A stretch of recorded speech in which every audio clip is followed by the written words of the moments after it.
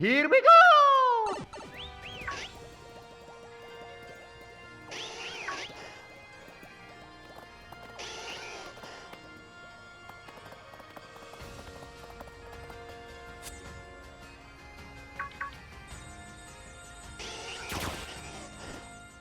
Welcome to the Nintendo Power Zone, guys. It's your boy NyceOne, and we are back with a brand new unboxing video. And today we have Vulpix, which is from Wave 2 of the Pokemon Pops. And fans of the anime will know that Vulpix is one of Brock's core Pokemon, one of his few non-rock type Pokemon within the animated series. So I'm super excited to go ahead and get Vulpix out of the box. But before we do that, let's go ahead and take a look at the box from a few different angles.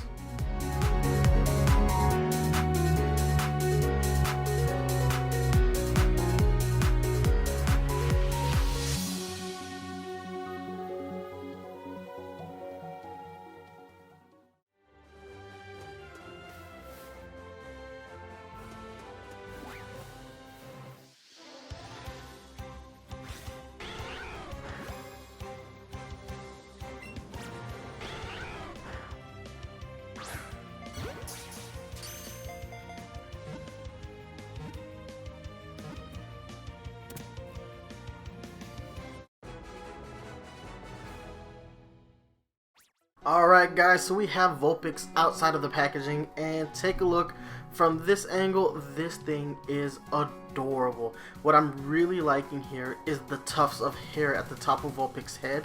They captured that so very accurately. I am super excited because Vulpix is just an adorable Pokemon, probably one of the more effeminate Pokemon within the original 151, so it's easily recognizable by its, its hair. And I think Funko did such a great job on that. I just really do. I can't wait to see what this figure looks like from a couple different angles.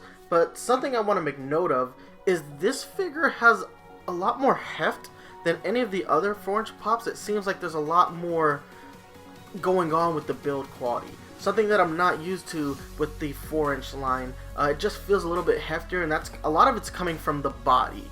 Now, something similar like this happened with the 10-inch Eevee, where the body was very solid and it added a lot of heft to the figure, making Eevee probably the heaviest in the 10-inch line. But the same thing is happening here. A couple things I want to point out though is, as far as the build quality is concerned on this one, even though it's a lot more solid, you can see things like seams where like the legs are actually separate from the body itself and like glued on or attached on in whichever manner Funko does it, and this is actually kind of off-putting. It makes me not want to look at the figure from the sides. And where it's really jarring is on the actual tails that Vulpix has. Now, Vulpix has 6 tails, and if you look at it, it's split right down the middle. So there's 3 tails on the left, 3 tails on the right, and you can see the seam, and it's just really off-putting. This was one of the most important factors for this Funko Pop, for this Pokemon, and to a lesser extent, Ninetales, when they decide that they want to do that one. The tails should be the best part of the sculpt, and they just didn't really do that. By having them split separately like this, it just makes for a really bad looking figure. Now, I know you're not supposed to display this with Vulpix's tails facing you, but still, you would like this figure to be as flawless as possible because the emphasis should be on the tails.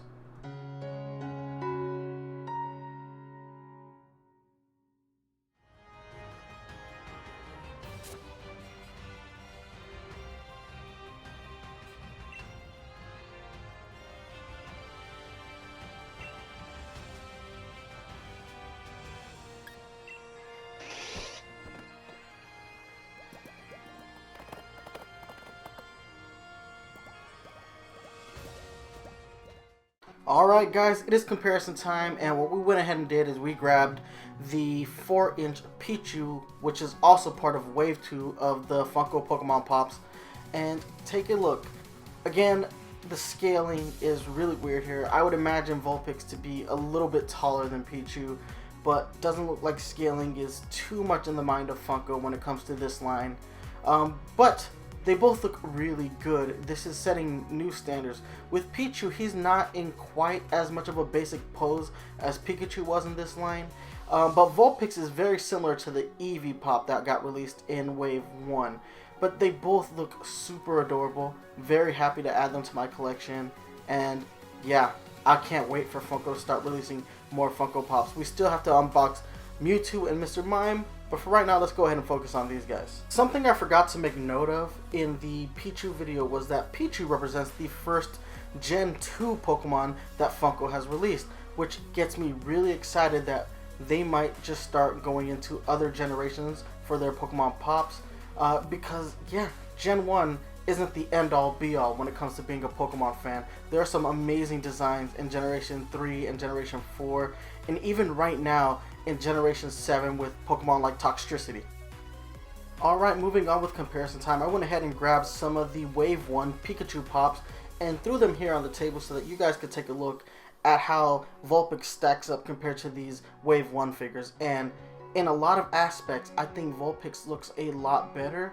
But in a lot of other aspects, I think that Vulpix represents the worst that Funko has done when making a Pokemon Pop. There are just too many exposed seams, not enough solid pieces, and that's really disheartening.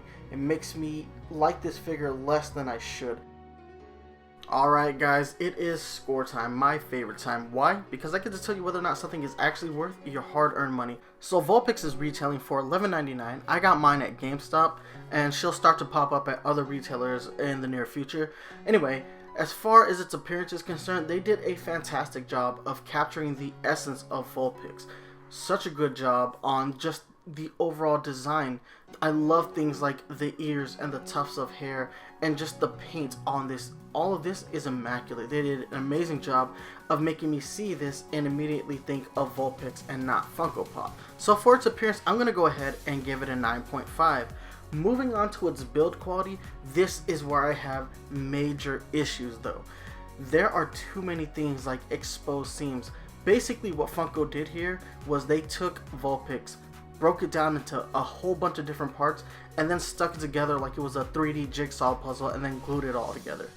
This does not work for me.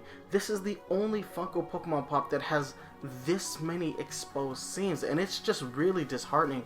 I think they dropped the ball really hard, especially when it comes to the tails. That big split down the tail is just really off-putting, and I know you're not supposed to display Funko Pops from, you know, the back, but still, I know it's there, and it just ruins a lot of my enjoyment when it comes to the way this figure was designed. So guys, for its build quality, I'm going to go ahead and give this one a 3.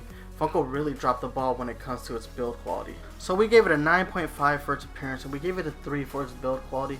Its overall score is a 6.25 out of 10. This does not get our Nintendo Power Zone seal of quality because it doesn't deserve it. This is by far the worst Funko Pop I've ever bought, let alone the worst Funko Pokemon Pop. I feel like Funko could have done a much better job because they've shown that they can. Anyway, guys, I'm going to go ahead. I'm going to get out of your hair. But before I let you go, I got to hit you with the social media links.